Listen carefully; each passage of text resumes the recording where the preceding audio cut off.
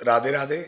कुंज बिहारी श्री हरदास। आज हम सभी कार्तिक मास के 7वें अध्याय की कथा का श्रवण करेंगे, जिसमें कार्तिक के नियम बताए गए हैं।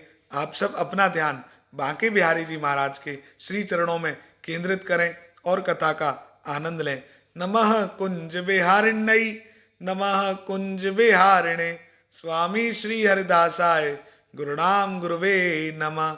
राधा मेरी स्वामिनी, मैं राधे जू को दास, जन्म जन्म मोहे दीजियो, श्री वृंदावन को वास। वृंदावन सो वन नहीं, नंद गाँव सो गाँव, बंसी बट सो बट नहीं, कृष्ण नाम सो नाम। अब हम 7वें अध्याय की कथा का श्रवण करते हैं। नारद जी बोलते हैं, हे राजन, कार्तिक का व्रत करने वाले पुरुषों के लिए जो नियम बताए गए हैं उनका मैं संक्षेप में वर्णन करता हूँ, ध्यान से सुनो। अन्नदान देना, गौओं को ग्रास अर्पण करना, वैष्णव पुरुषों के साथ वार्ता करना तथा दूसरे के दीपक को जलाना या उकसाना, इस सब कार्यों से मनीषी पुरुष धर्म की प्राप्ति बतलाते हैं। बुद्धिमान पुरुष दूसरे के अन्न, दूसरे की शैया, दूसरे की निंदा और इन सब चीज़ों का परित्याग करे तथा कार्तिक में इन्हें त्यागने की विशेष रूप से चेष्टा करे। उड़द, शहद, राजमांस आदि अन्य कार्तिक का व्रत करने वाले मनुष्य को नहीं खाने चाहिए। दाल, तिल का तेल, भाव दूषित, शब्द दूषित अन्न का भी व्रती मनुष्य परित्याग करे।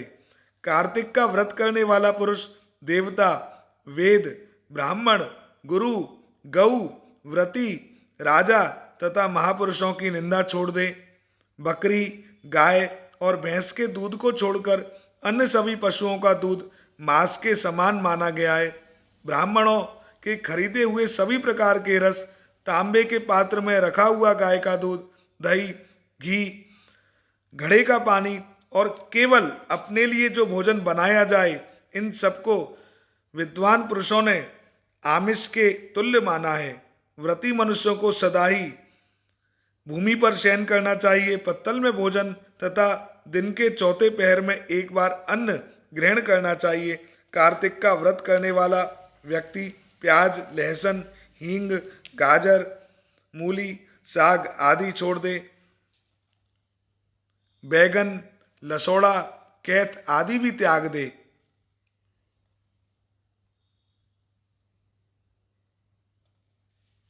कौओं का झूठा किया हुआ, सूतक युक्त घर का बना हुआ भोजन, 2 बार पकाया हुआ या जलाया हुआ अन्न भी वैष्णव व्रत का पालन करने वाले पुरुषों के लिए खाने योग्य नहीं है।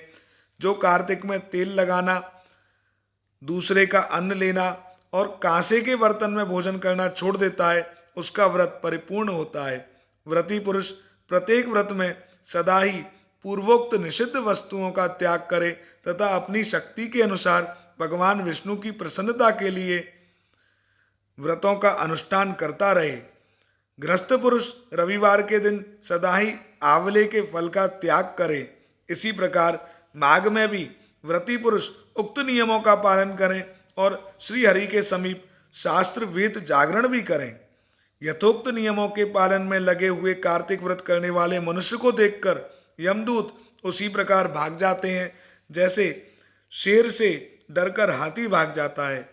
भगवान विष्णु के इस व्रत को 100 यज्ञों की अपेक्षा भी श्रेष्ठ जानना चाहिए, क्योंकि यज्ञ करने वाला पुरुष स्वर्गलोक को जाता है और कार्तिक का व्रत करने वाला मनुष्य वैकुंठ को जाता है।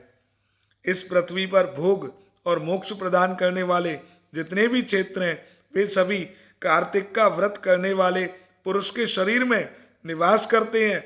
मन, वाणी, शरीर और क्रिया द्वारा होने वाला जो कुछ भी दुष्कर्म होता है, वह कार्तिक व्रत में लगे हुए पुरुष को देखकर तत्काल नष्ट हो जाता है।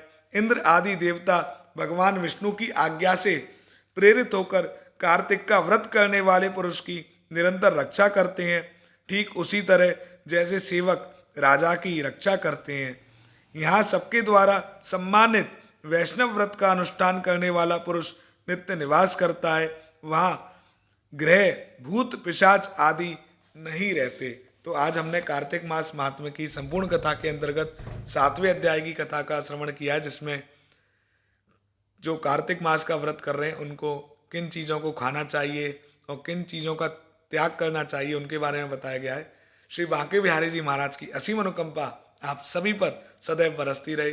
जय जय श्री राधे।